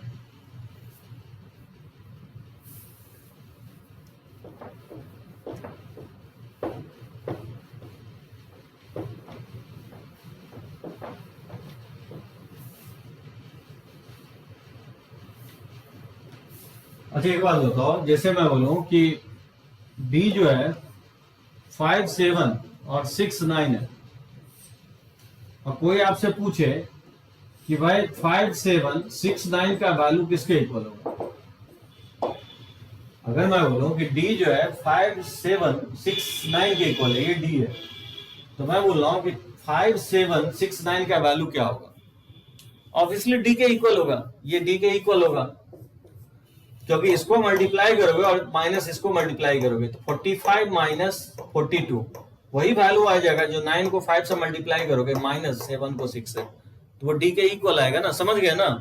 तो क्या किया हूं, ये रोज बाई जो है ये रो 5, 7 रो में था जिसको मैंने कॉलम में लिख दिया और ये रो 2 में लिखा था 6, 9, तो इसको मैं कॉलम में लिख दिया हूं। मतलब रोज को कॉलम में एक्सप्रेस करने पे डिटर्मिनेंट्स का वैल्यू चेंज नहीं होता है। मैं यही तो बात बताने की कोशिश कर रहा हूं आपको। समझ गए ना first properties?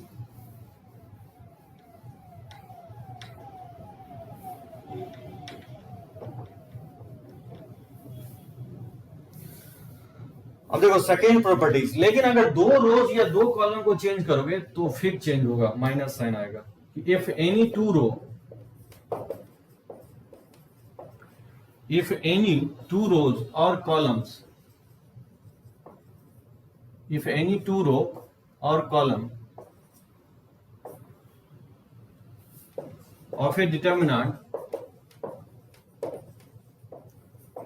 determinants be interchanged,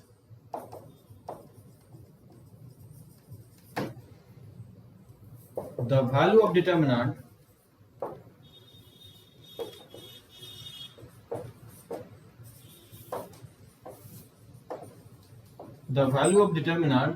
is changed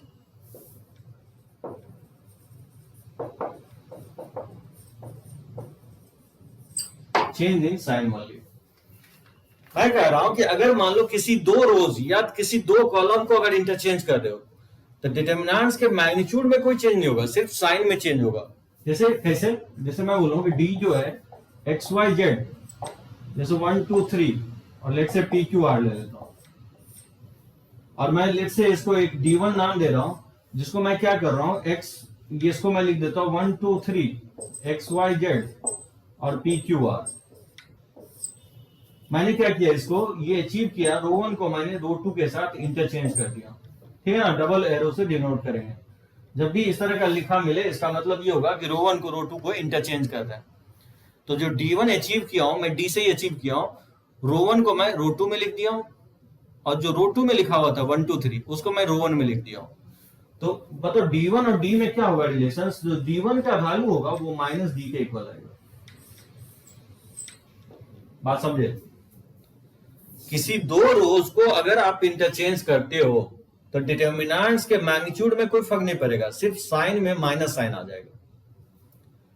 जैसे मैं मान लो D2 डिफाइन कर रहा हूं, D2 डिफाइन कर रहा हूं कैसे, जैसे मान लो कि 3 और ZR और फिर 2YQ और फिर लिख रहा हूं 1XP। मैंने क्या किया कि कॉलम को कॉलम 3 के साथ इंटरचेंज कर दिया, कॉलम 1 को कॉलम 3 के साथ इंटरचेंज कर दिया और उसको मैं नाम दे रहा हूं D2, ठीक है ना।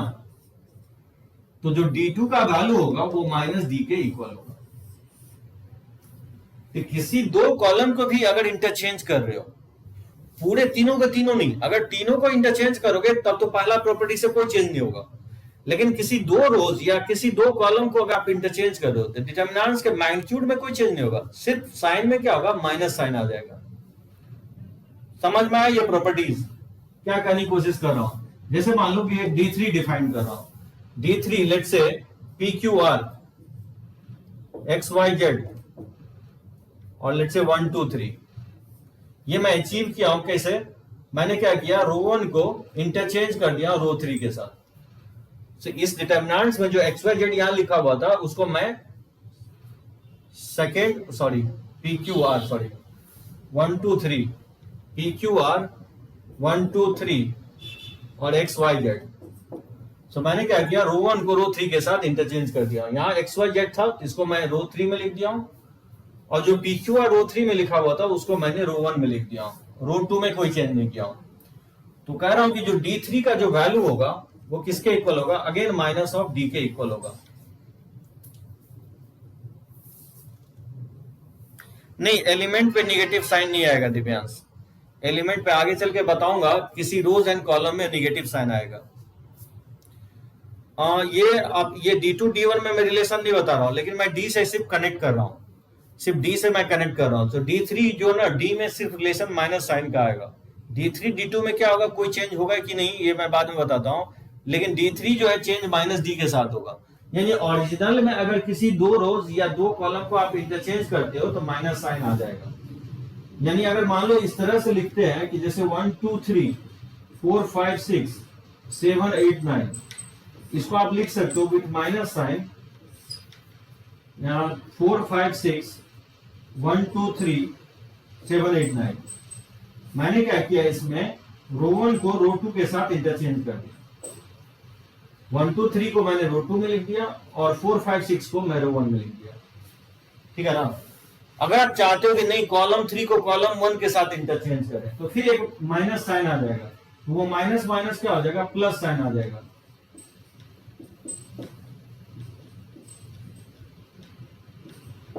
समझे क्या किया, रो 1 को मैंने रो 3 के साथ इंटरचेंज किया। मैंने क्या किया कि ये 4 5 6 था उसको मैंने रो 3 में लिख दिया हूं, और जो 7 8 9 था तो वो मैं रो 1 में लिख दिया हूं। तो अगेन रो 1 को रो 3 के साथ इंटरचेंज कर रहे हैं तो एक एक्स्ट्रा माइनस आएगा, और माइनस पहले से लगा हुआ है तो माइनस माइनस क्या हो जाएगा, प्लस हो जाएगा। सर कॉलम इंटरचेंज D1 का हुआ D2 में, D1 का D2 में हुआ। हाँ श्रेयांश, D1 D2 में, वही तो मैं बोल रहा हूँ, देखो ये रिलेशंस मैं जनरेट कर रहा हूँ। अगर ये D1 मान लेते हो, इसकी ये D2 मान लेते हो, माइनस साइन आ जाएगा, और फिर से अगर इसमें इंटरचेंज करोगे तो ये माइनस खत्म हो जाएगा, ये माइनस माइनस प्लस आ जाएगा। अगर मान लो फिर से अगर कॉलम में इंटरचेंज करना चाहते हो तो फिर माइनस साइन आ जाएगा। जैसे मान लो कि हम यहाँ पे 9 3 6 लिख दें और 8 2 5 और फिर 7 1 4,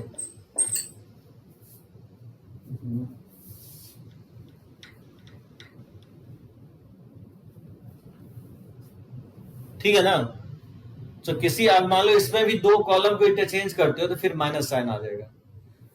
मतलब पहला प्रॉपर्टीज और दूसरा प्रॉपर्टीज में डिफरेंस यही है कि अगर 3 रोज को कॉलम एक्सप्रेस कर देते हो या 3 कॉलम को 3 रोज में एक्सप्रेस कर देते हो तो डिटर्मिनेंट्स का वैल्यू चेंज नहीं होगा।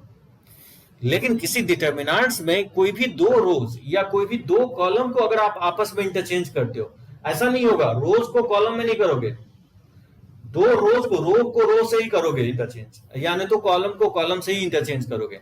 तो डिटर्मिनेंट्स के मैग्नीट्यूड में कोई चेंज नहीं होगा, सिर्फ साइन में माइनस साइन आ जाएगा।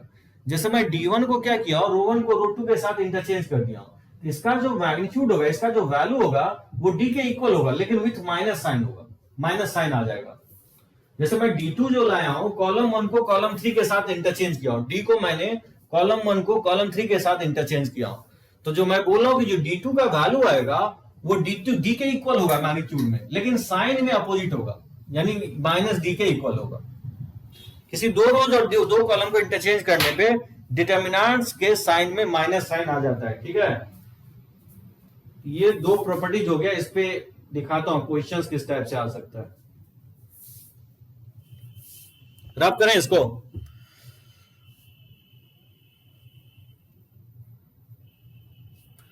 सर ऑर्डर में दो ही रो, यहां एकदम एकदम एकदम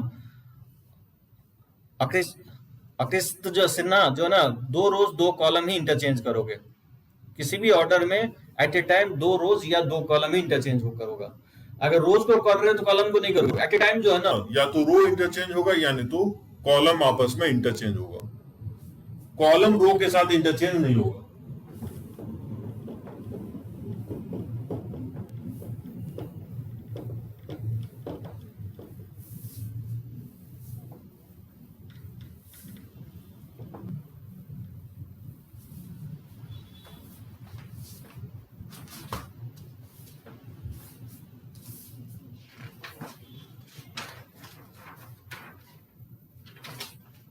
देखो इससे रिलेटेड जो है ना कुछ क्वेश्चंस मैं ले रहा हूं।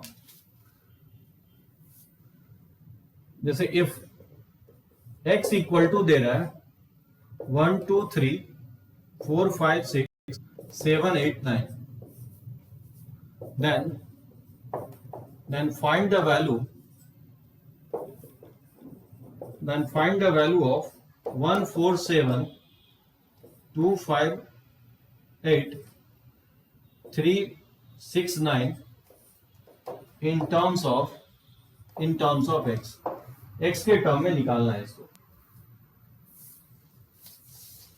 ठीक है ना। फर्स्ट क्वेश्चन मैं दिया हूं कि x जो है ना रो वाइज 1 2 3 4 5 6 7 8 9 है, तो बोल रहा है कि रो वाइज इसका वैल्यू क्या होगा, 1 4 7 2 5 8 3 6 9 का value in terms of x में ही निकालना है, मतलब आपको एक्सपैंड नहीं करना है। दिव्यांशु और श्रेयांश बोल रहा है x ही होगा, ठीक है ना, समझ गया ना कैसे होगा x, क्योंकि मैंने क्या किया 1 2 3 जो था उसको मैं कॉलम में लिख दिया, 4 5 6 सेकेंड रो में था जिसको कॉलम में लिख दिया। तो ये फर्स्ट प्रॉपर्टीज कहता है कि अगर 1 4 7 2 5 8 3 6 9 इसको इस तरह से लिख ही सकते हैं, इसको कॉलम को रो में लिख सकते हैं 1 2 3 से, कॉलम 1 को मैंने रो में लिख दिया और कॉलम 2 को 4 5 6 इसको सेकंड रो में लिख देंगे, और जो थर्ड कॉलम है 7 8 9 इसको थर्ड रो में लिख देंगे, और ये बेसिकली x के इक्वल होगा। तो यहाँ पे इंटरचेंज किया हूं मैंने, क्या किया कॉलम 1 को इंटरचेंज किया रो में, ठीक है ना, ये फर्स्ट प्रॉपर्टी से। और सारे रोज को अगर कॉलम में एक्सप्रेस करते हो तो डिटर्मिनेंट्स का वैल्यू चेंज नहीं होता है, ठीक है ना, तो ये भी क्या होगा x के ही इक्वल होगा। अच्छा ये तो बता दिया सभी लोग। अच्छा इसका वैल्यू बताओ क्या होगा, इफ x इक्वल टू दे रहा हूं 1 2 3 4 5 6 7 8 9, ठीक है, और y का वैल्यू है 4 5 6 7 8 9 1 2 3, then find the value of x minus y। मुझे इसका वैल्यू फाइंड आउट करना है, x माइनस y का वैल्यू किसके इक्वल होगा। x जो है रो वाइज जो है 1 2 3 4 5 6 7 8 9 दिया हूं, और y का वैल्यू रो वाइज दिया हूं 4 5 6 7 8 9 1 2 3, तो बताना कि x माइनस y का वैल्यू किसके इक्वल होगा। सब लोग जीरो बोल रहे हैं।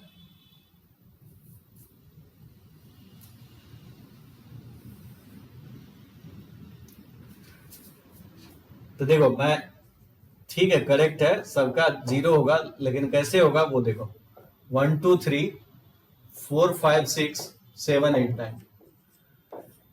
अभी जस्ट मैं कमेंट कर रहा था, डिटर्मिनेंट्स को एक्सपैंड करने की कोशिश नहीं करेंगे, ठीक है। एक्सपेंशंस जनरली बोर्ड में आपको बोलेगा without expanding solve this equations, इस तरह से लिख देगा without expanding find the value of x minus Y. तो प्रॉपर्टी यूज करके हम लोग बनाएंगे। अब देखो कोशिश करेंगे y के इक्वल लाने की। अब यहाँ पे 4 5 6 है, तो ऑब्वियसली क्या करेंगे हम लोग, सबसे पहला काम यही करेंगे कि रो 1 को रो 2 के साथ इंटरचेंज कर देंगे। y के इक्वल अगर लाना है तो माइनस साइन आ जाएगा प्रॉपर्टी से। अगर रो 1 को रो 2 को इंटरचेंज करोगे तो रो 2 4 5 6 है, तो इसको रो 1 में लिख देंगे, और जो रो 1 में 1 2 3 लिखा हुआ है उसको रो 2 में लिख देंगे, और रो 3 में तो एज इट इज लिखा रहेगा। बात समझे ये? सो मैंने रो 1 रो 2 को इंटरचेंज कर दिया हूं, तो सेकंड प्रॉपर्टी यही कहता है कि माइनस साइन आ जाएगा। अब स्टिल y के इक्वल अभी भी नहीं आया है। y में क्या है कि 1 2 3 यहां लिखा हुआ है, थर्ड रो में लिखा हुआ है, तो फिर से क्या करेंगे, इसमें हम लोग रो 2 को क्या करेंगे, रो 3 के साथ इंटरचेंज कर देंगे, तो अगेन माइनस साइन आएगा, तो ये माइनस माइनस क्या होगा, प्लस हो जाएगा। तो रो 1 को रो 2 के साथ इंटरचेंज करोगे तो ये 7 8 9 आ जाएगा, और रो 2 में जो था ये रो 3 में चला जाएगा। बात समझे? तो रो 2 को रो 3 के साथ इंटरचेंज करोगे तो अगेन एक माइनस साइन आएगा, तो माइनस माइनस प्लस हो जाएगा। अब देख सकते हो ये वैल्यू जो है ना y के ही इक्वल है, यानी ये y के इक्वल आ गया, यानी x माइनस y का वैल्यू क्या हो जाएगा, 0 के इक्वल आ जाएगा। समझे सभी लोग? अच्छा इसका वैल्यू बताओ क्या होगा। जैसे x 2x 0 माइनस 6 माइनस 3 1 1 4 2 ये 0 के इक्वल है, तो बताना है कि x का वैल्यू क्या होगा। Find x 2x 0 column wise लिख रहा हूं, x 2x 0 माइनस 6 माइनस 3 1 और 1 4 2 ये वैल्यू 0 के इक्वल है, तो बताना है x क्या ले कि इसका डिटर्मिनेंट्स का वैल्यू 0 आ जाए। तो ये क्वेश्चंस एक्सपेंशन से इन्वॉल्व है, यानी एक्सपेंशन जानते हो तभी आप बना सकते हो। डायरेक्टली एक्सपैंड कर दो, x का वैल्यू निकाल लो।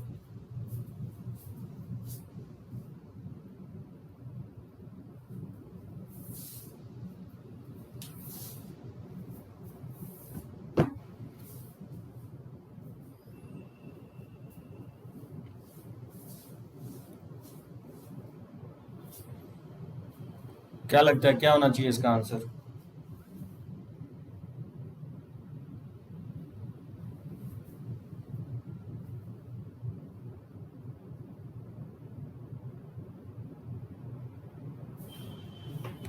रो के अलॉन्ग एक्सपैंड कर दो ना, रो 1 के अलॉन्ग एक्सपैंड करोगे तो क्या होगा, x इंटू रो 1 के अलॉन्ग एक्सपैंड करोगे तो माइनस 6 माइनस 4 और फिर माइनस 6 हो जाएगा, इंटू इसको डिलीट करोगे तो 2x माइनस 0 हो जाएगा, और प्लस 1 इंटू रो 1, ठीक है, इसको डिलीट करेंगे ये वैल्यू आपका हो जाएगा x, इसको डिलीट करेंगे तो ये 2x माइनस 0 हो जाएगा, और ये 0 के इक्वल है, ये माइनस 10x हो जाएगा, और ये माइनस माइनस प्लस हो जाएगा 12x, और ये प्लस 2x हो जाएगा इक्वल टू 0। यहां से 14x minus 12x equal to 0, तो 2x इक्वल टू 0, यहां से x इक्वल टू क्या आ जाएगा, 0 के इक्वल आएगा। सो x का वैल्यू आपको 0 आएगा, एकदम सही है, x का वैल्यू 0 के इक्वल आएगा, 2x इक्वल टू 0, यहां से x का वैल्यू 0 आएगा।